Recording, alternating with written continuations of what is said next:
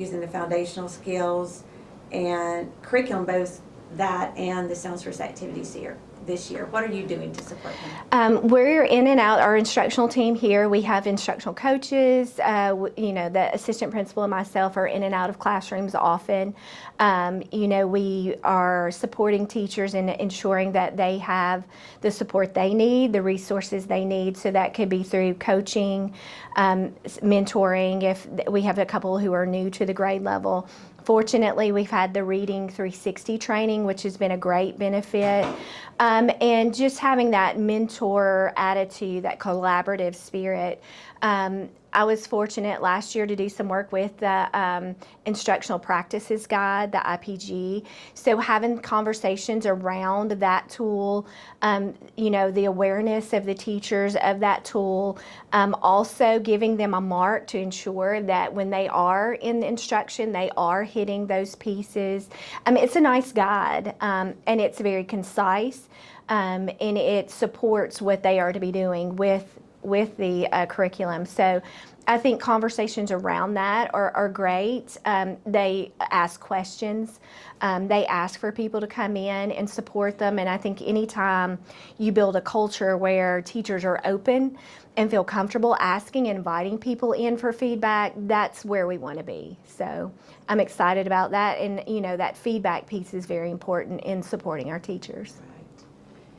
And I agree with you. I think this is the best year ever because we have high quality materials in teachers' hands where they can teach and they can spend time planning and teaching rather than looking for materials. And also we've built teacher advocacy through the Reading 360 and all of the training that we've had. And so I expect it's going to be an awesome year. I'm looking forward to the results myself. We are too. The kids are, they come in, they're excited about the routines, the movement. I know a teacher was talking about, she started implementing the wiggle cards and just different things with the curriculum. So I think fidelity is very important, and that's another way that we support in letting them know we understand the curriculum. Oftentimes, teachers worry that if a certain part of their instruction maybe isn't as collaborative or whatever with the team rubric, do we understand why it's not that way? Do we understand why they're doing certain routines?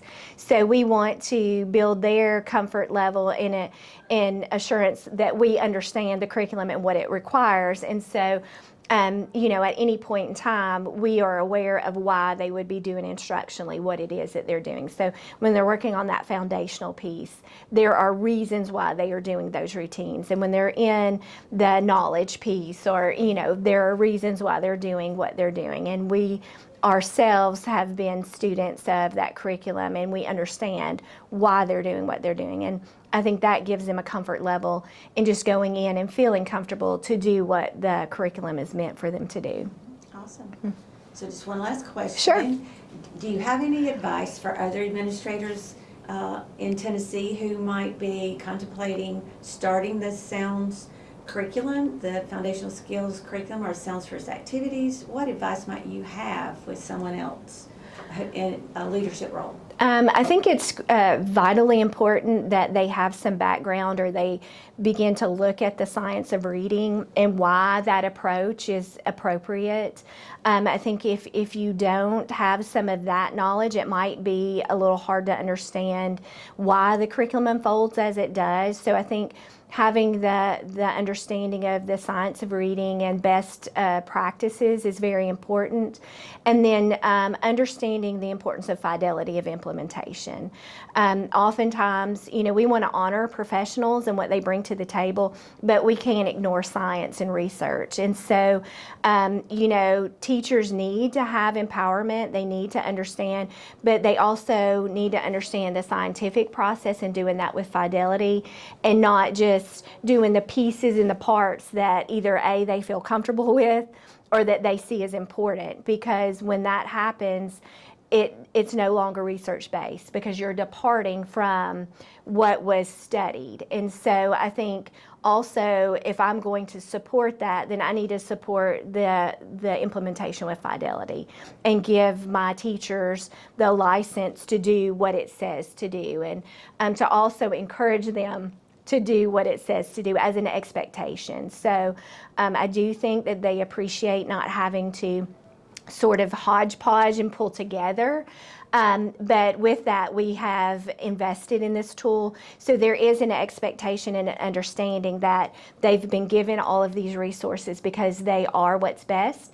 And so within that, we do expect that they would deliver it as it's intended to be delivered. So I think it would be important to understand that, because your product is only as good as your fidelity of implementation would be. And it could be easily, not delivered appropriately. And I would say that's a very important piece to the curriculum. Perfect. Thank you so much. Thank you. Appreciate it.